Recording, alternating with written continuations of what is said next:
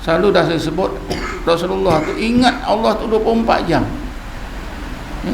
Umatnya pun begitu, 24 jam.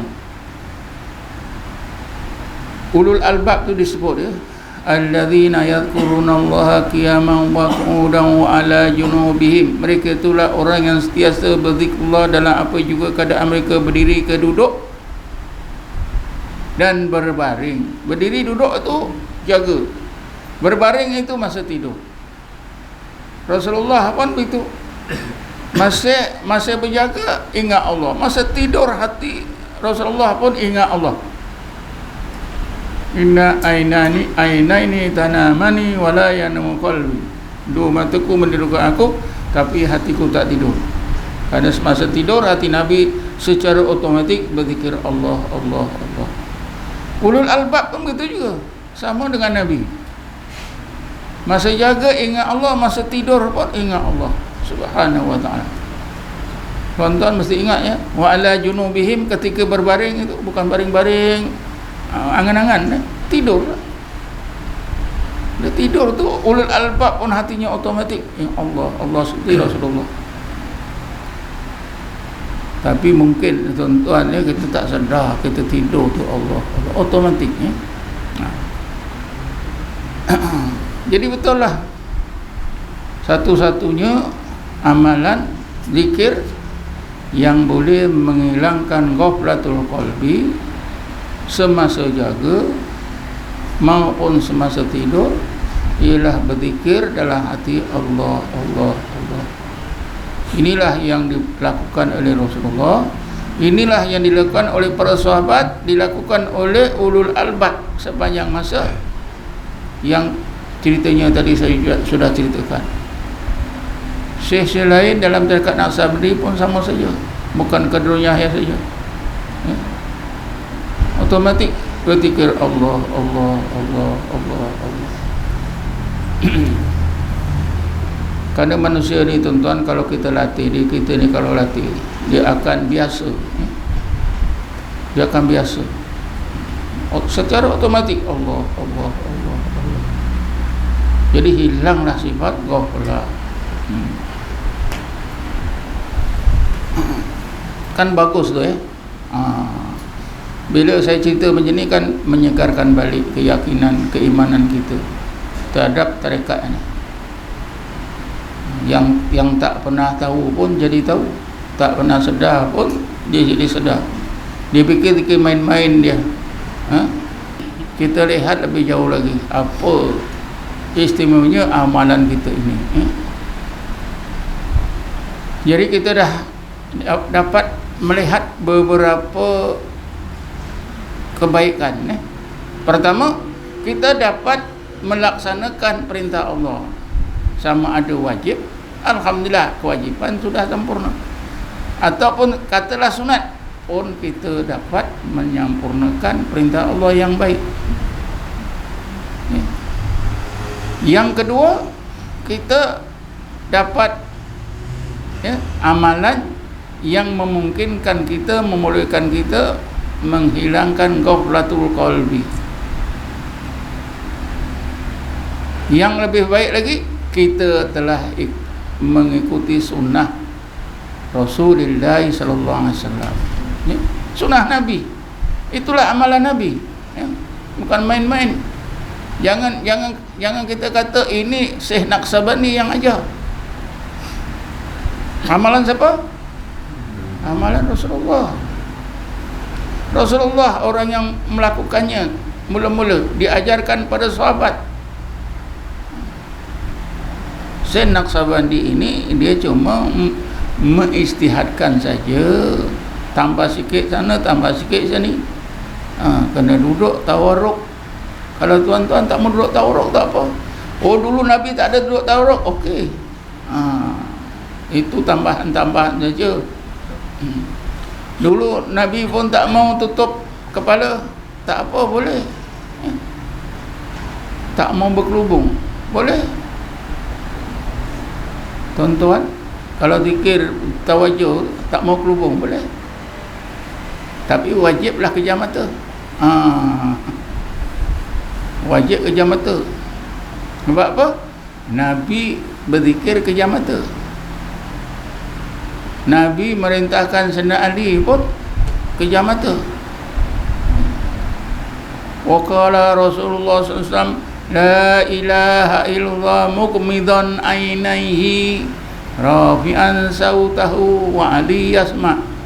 Rasulullah pun menyebutkan la ilaha illallah dalam keadaan dua matanya dikejamkan dan suaranya dikuatkan. Kalau tak mau kejam, itu tak ikutlah ajaran Nabi Muhammad SAW.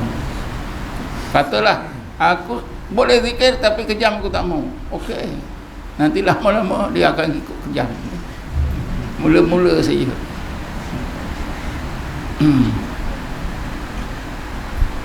Kan kita dapat menyampaikan banyak perkara. Ayat ini kan ditujukan kepada kita, bukan untuk Nabi saja. Betul lah Syekh Razi tu. Dia kata lafaz ni sebenarnya lafaz ni udhkur, itu maksud lafaz ni walaupun asalnya ditujukan kepada Rasulullah, tapi maksudnya juga ditujukan kepada kita. Kan ini berarti kita sudah dapat melaksanakan perintah Allah, sama ada wajib ke ataupun sunat. Kalau wajib alhamdulillah, kalau sunat pun alhamdulillah. Bukan senang tuan-tuan.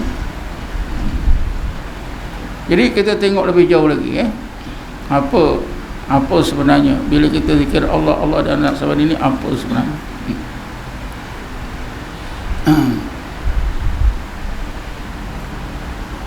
Dalam semasa bulan Maulid Rasul, di sana sini ada sambutan Maulid Rasul, ada forum-forum Maulid Rasul.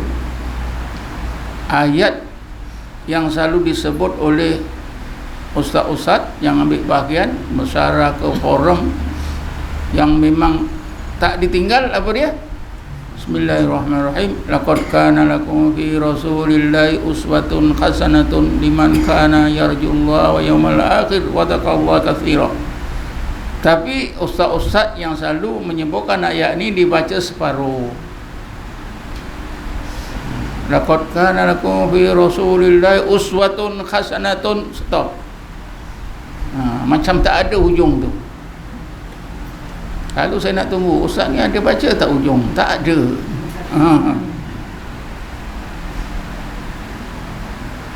Ayat ini sebenarnya tuan-tuan, kita dapat maknanya, maksudnya, pengajarannya yang sebenar apabila kita baca sampai habis.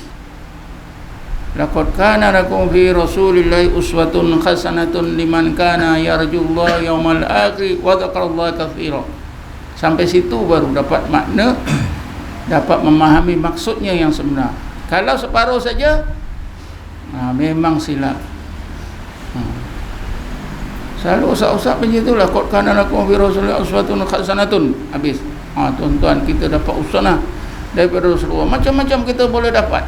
Nak jadi ibu yang baik, nak jadi bapa yang baik, nak jadi anak yang baik, nak jadi menteri yang baik, semuanya boleh dapat.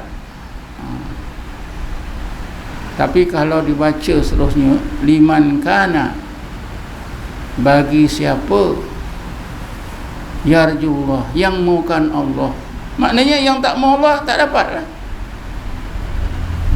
Wa yama akhir, yang mau kebaikan akhirat. Siapa tak mau kebaikan akhirat tak dapat lah. Wa dzakarallaha katsira, dan berzikir banyak-banyak. Yang tak berzikir banyak-banyak pun tak dapat. Yang dapat uswah hasanah daripada Rasulullah yang ada tiga ni: maukan Allah, maukan kebaikan akhirat, dan berzikir banyak-banyak. Kita ada tak ni? Kita dalam Naqsabandi ni, inilah dia.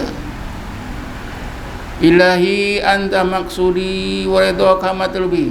Doa munajat kita, betul tak? Ya Allah, engkau sajalah yang aku mau, keridhaanmu lah yang aku cari.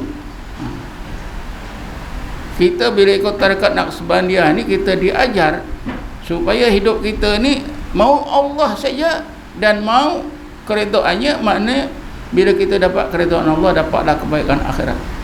Dah ada dua. Kita tak sedar doa kita ni dah ada dua perkara penting. Mau Allah, mau kebaikan akhirat. Ilahi anta maksudi wa ridhaka matlubi. Tuan-tuan ketika baik pun pelik apa doa macam ni.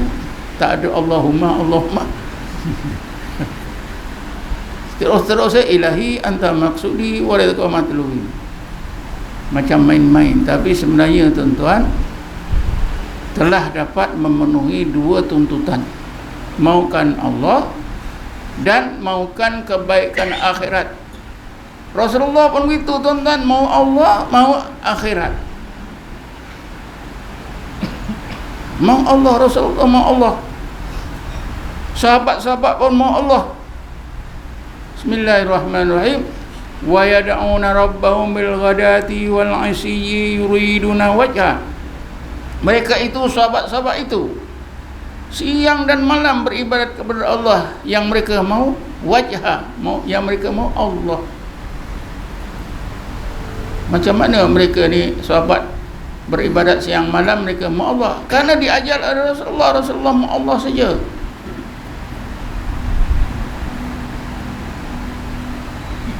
Bila dah mau Allah, mau keredaannya, mau kebaikan akhirat. Rasulullah pun begitu.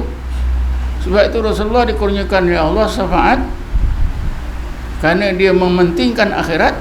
U'titu as-syafa'ata fa adkhartuha li ummati. Aku dikurniakan oleh Allah syafaat. Aku simpan untuk menyelamatkan umatku di akhirat nanti. Rasulullah maukan akhirat. Maukan kita ini pentingkan akhirat. Jadi sahabat pun ikut Rasulullah, mau Allah, mau akhirat. Kita bila ambil tarekat ni pun ilahi anta maksudi, mau Allah, wa ridhaka matlubi, mau akhirat.